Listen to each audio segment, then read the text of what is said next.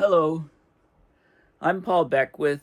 In the last video, I gave a summary of all of the different groups around the world that track global surface temperature, global average temperatures, etc. And the numbers for many of them came well above 1.5 degrees Celsius relative to the 1880 to 1900 average. And Berkeley Earth Science, I personally think that's one of the most accurate. It came up with the highest number, actually. It came up with 1.62 degrees Celsius. So we're well above 1.5. We're in that world, and we'll be heading rapidly to 2 degrees, 2.5, 3. No upper limit, I think, because fossil fuel companies continue to spew out their emissions, and governments around the world have been turning to the right and doing away with any climate policies. So that's where we stand. That makes the urgency of carbon dioxide removal, methane removal, and solar radiation management like stratospheric aerosol injection absolutely vital, or we're going to lose track of, we're going to lose this planet to chaos, basically. So I want to talk about a peer-reviewed paper that just came out yesterday or 2 days ago called Record High Temperatures in the Ocean in 2024. So no surprise, we're setting record temperatures in the ocean, whether we look at the sea surface temperature on the upper layer of water, or whether we look at the ocean heat content. That metric usually covers the heat in the upper part of the ocean down to a depth of 2 kilometers deep in the water, or 2,000 meters. And that's about, what's that about? 1.6, divide that by 1.6. It's about 1.2 miles deep, something like that would be my guess, but you can check my math. Anyway, this paper is very interesting, so let's get right into the nitty-gritty of this paper, or at least the gist of what it's saying. So, like, it just came out. It's in Advances in Atmospheric Sciences 2025, and quite a long author list. There's 30, it looks like there's 31 different institutions represented, and they're all listed here. And I counted of the 30, there's actually, of the total, I think about 14 of them are from Chinese scientists at Chinese institutions. So they're doing a lot of work on looking at the oceans right now, and collecting the data and so on from around the world. And many Chinese authors in this paper. So I think that's a very good thing. We need more and more Chinese science translated to English or presented in English so we can see what's going on, especially since the U.S. looks like it'll be dropping the ball because of their political situation. They will be handing over the power to China, basically. They've already done that as far as renewable energy, clean energy is concerned.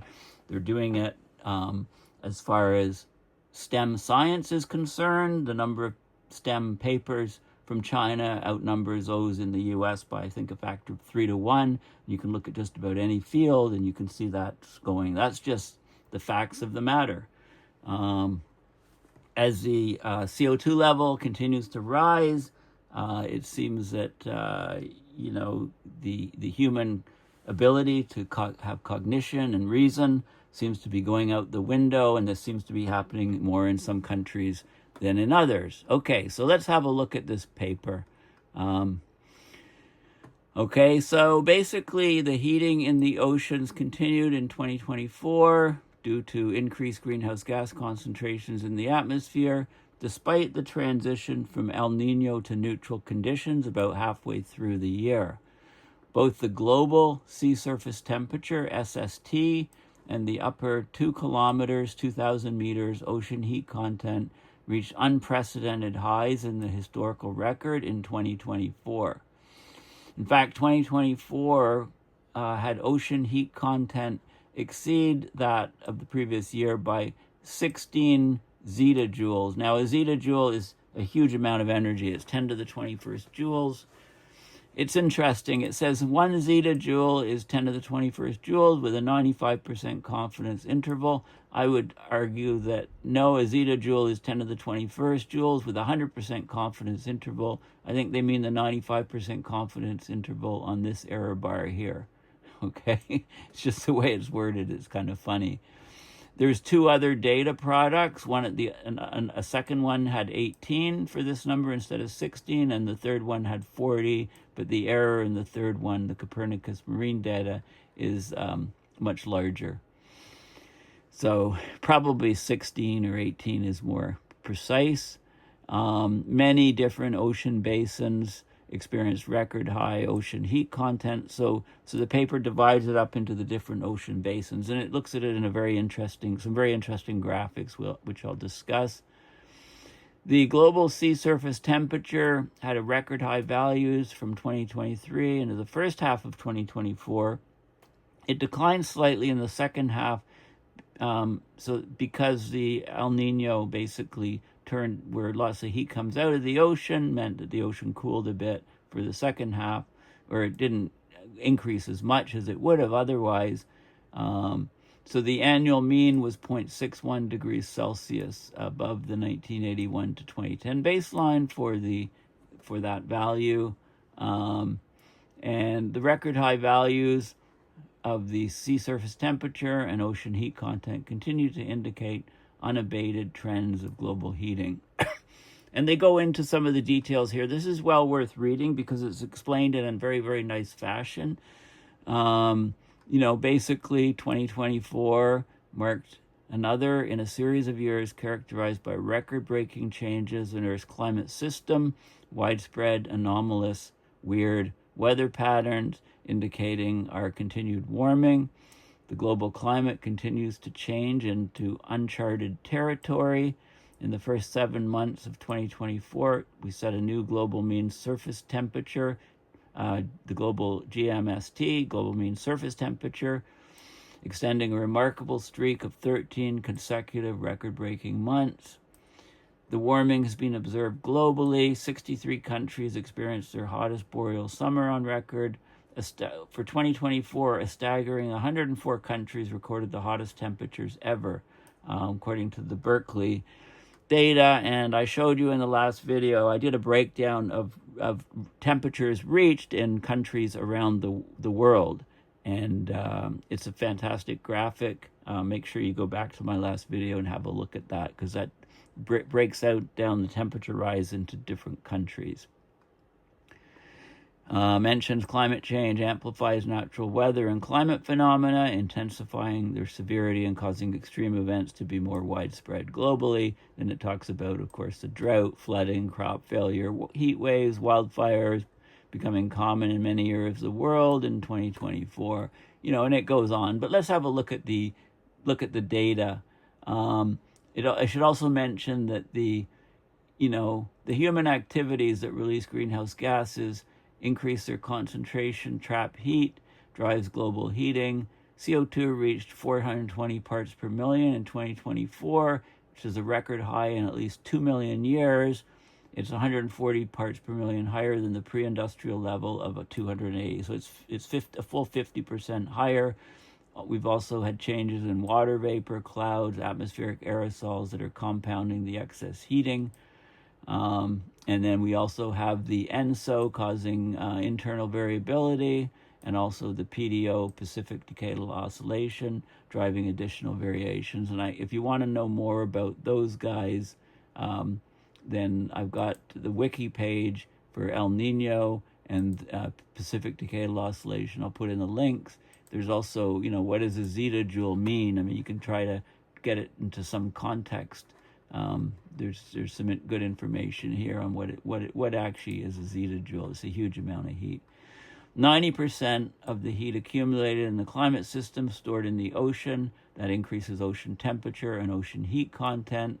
So ocean heat content is a key climate indicator for monitoring planetary warming, because of the ocean's huge heat capacity and immense volume, the change in ocean heat content is characterized by much smaller month-to-month and year-to-year fluctuations compared to the surface temperature, right? Because the heat capacity of water is at least 1,000 times greater than that of air.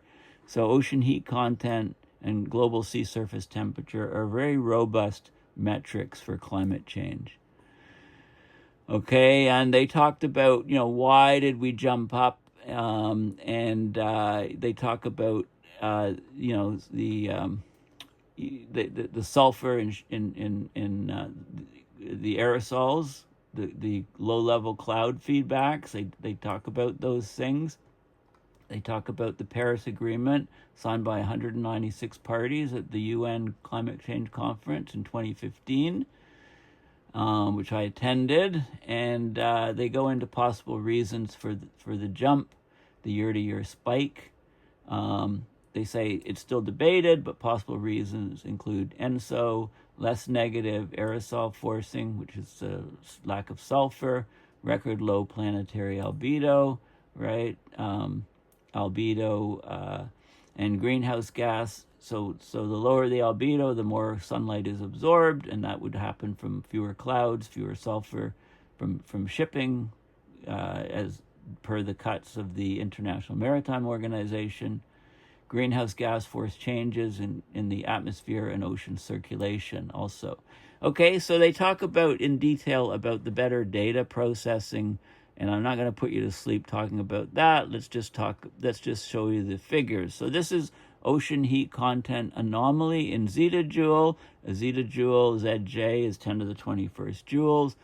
This is in the upper 2,000 meters, ocean heat content, and it's relative to a baseline of 1981 to 2010. So it crosses the zero not quite halfway through that baseline, and you can see that we're up to over 300 zettajoules total cumulative ocean heat content added to the ocean.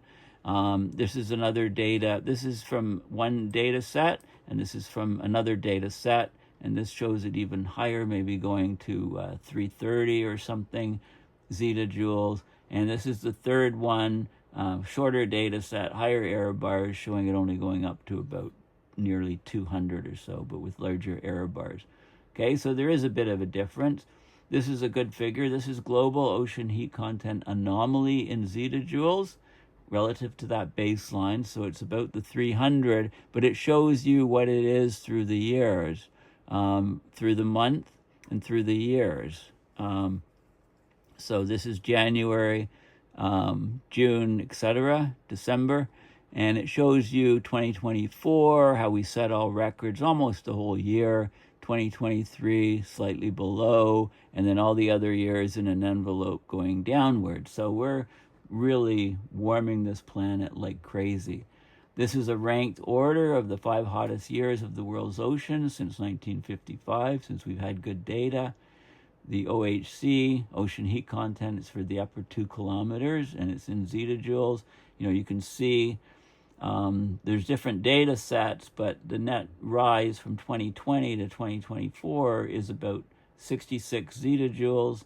Here with this data set, and with this one, it's about 51 zettajoules. So there's differences, but the rise is getting larger and larger. And then we can look at the sea surface temperature, and that's just up in the upper surface, and you can see the sea surface temperature anomaly spiking up here in about 2010, and also spiking up here in the last couple of years. It's like these are like breakpoints, if you like, where we're spiking up. Highly nonlinear behavior. This is the sea surface temperature in 2024, 2023, and the reason why it's dropping a little bit here is because the heat was released from the ocean for the El Niño event, so the ocean's sea surface temperature cooled a little bit. This is the Copernicus data, showing again, breakpoint here, showing the same sort of trends. And then we can look at this is the ranked order of the 5 hottest years of global mean sea surface temperature anomaly since 1955. And this is relative to the 1981 to 2010 baseline. You can see, 2024 was 0.61 degrees above, or 0.58, depending on the data set. And in 2020, it was much, it's gone up a huge amount in the last 4 or 5 years. And you can see where the heat is relative to the 1981 to 2010 baseline. Really, really hot in the North Pacific here. Really, really hot in the Atlantic, both the North Atlantic and South Atlantic, and also, the Indian Ocean here, right? And there are a couple spots that, this is ENSO dependent, etc. But there are a couple spots where it's actually cooler than the 1981 to 2010 baseline, but the general overall trend is warmer, and the red spots are much brighter than any of the blue spots, which are hitting just slightly below. They wanted a symmetric scale, I guess. And this is a really fascinating image. So, if you look at Antarctica-centric view, you can look north up into the Pacific Basin, the Atlantic Basin, or the Indian Ocean Basin. And that's what this is doing. So we've got Antarctica and the water depth down to 2 kilometers, 2,000 meters. And we can go around, we can look up in the Pacific with latitude down here and depth. And you can see where the really hot spots are and how deeply they extend down. And, this is the top 200 meters, 400 meters, really, really warm. This warmth comes down in the North Pacific about 40 degrees north, down to about over a kilometer deep. And you can see the trend in the Atlantic, extremely warm temperatures down to, less than a kilometer depth, almost going all the way down. Very, very warm temperatures. And then there's a spike here and a spike up towards the Arctic. And you can also look at the Indian Ocean, similar thing, although there is a couple cool spots here, interestingly enough, as there is here. But you can see the trends. This is a temperature trend for 1958 to 2024. It's in degrees Celsius per 100 years. So the bright red is over 1.2 degrees Celsius rise of the ocean in these regions per 100 years. So you can see the sea surface temperature has taken off, and the water is actually spreading deep down into the water column as far as 2 kilometers deep at certain latitudes. This is a fantastic image. So I'll probably have it as my splash screen for this video. So they talk in words of what I've just described, the spatial patterns. This is the ocean heat content, 0 to 2,000 meters, relative to 2023. So you can compare 2024 to 2023, and the El Nino made it cooler here and here. Well, it made it warmer, but then the El Nino took heat out of the ocean into the air. It made the air warmer, but the ocean actually cooler down to as you can see here, in these regions, and there were warming spikes. So you can get this is one data set, and this is another data set showing more pronounced values. And this is the 2024 sea surface temperature anomaly relative to the 1981 to 2010 baseline for a couple different data sets. So look at the huge warming here off the Pacific. This is about 40 degrees north. The Atlantic, the North Atlantic, you can see warming, widespread warming, and also warming in the Indian Ocean there. This is the other data set here, similar features to this guy. 2024 sea surface temperature relative to 2023. You can see the details just comparing the last couple of years. So basically, based on multiple data sets produced by several independent research groups, and you can look at where all the people are from, about half from, not quite half from China, oceanographic places, but also US, Europe, all over the world, basically. So this paper provides the updates of the sea surface temperature and ocean heat content for 2024. The ocean continued to warm globally in 2024, not only at the surface, which is the sea surface temperature, but also across the upper 2 kilometers, 2,000 meters of warming as measured by the ocean heat content. The warming rates increased in recent decades. A faster rate of warming has been evident since 1990. Okay, there was a sharp increase of sea surface temperature in 2023 that's been heavily discussed in recent literature. So that heat wave globally in the atmosphere in the last 2 years is reflected by the last video that I showed you, where we hit 1.62 above pre-industrial, the new definition 1880 to 1900 of pre-industrial. It's also huge uptake increase in sea surface temperature in 2023, 2024. So why? Well, it's partially the strong El Niño, but we've had much stronger ones. It's basically reflecting an Earth energy imbalance that's much higher. Just have a look at some of James Hansen's papers in the last year. He's talked about the Earth energy imbalance ad nauseum. CO2 levels are hit record levels. We also had changes in atmospheric aerosols like the visible pollution, which affect cloud cover and brightness, and that's exacerbating the warming as well. So ocean warming, it substantially impacts a major Earth system component. Ocean warming accounts for more than a third of the global mean sea level rise through thermal expansion of the oceans. It dominates regional sea level patterns.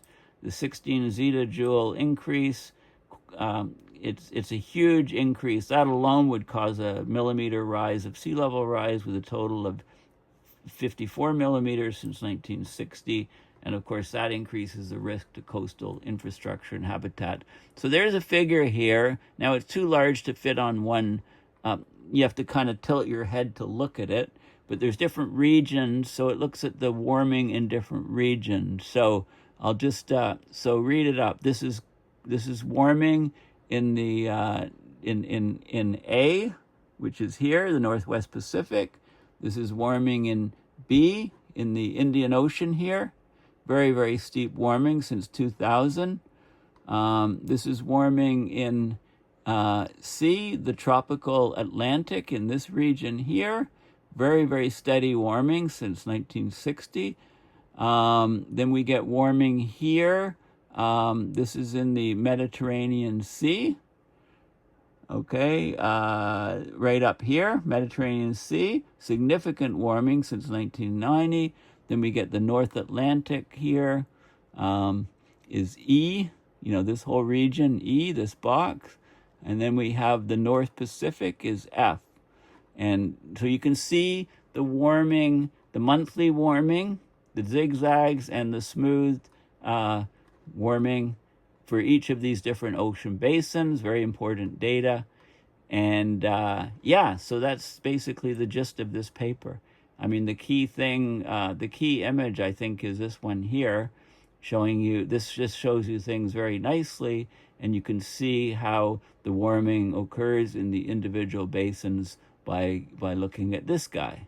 Okay, so this is a very, very important paper, and it aligns basically with what I showed you in the last video. One of the important reasons that we're getting tremendous warming of the atmosphere in the last couple of years is because the oceans have also warmed tremendously. And the simple reason is that the Earth energy imbalance is out of kilter even more in the last couple of years. It spiked probably because of the reduction of sulfur in the marine shipping fuels. So thank you for listening. Please consider going to paulbeckwith.net, my website, and donating to PayPal to support my research and these videos. Thanks again, and bye for now.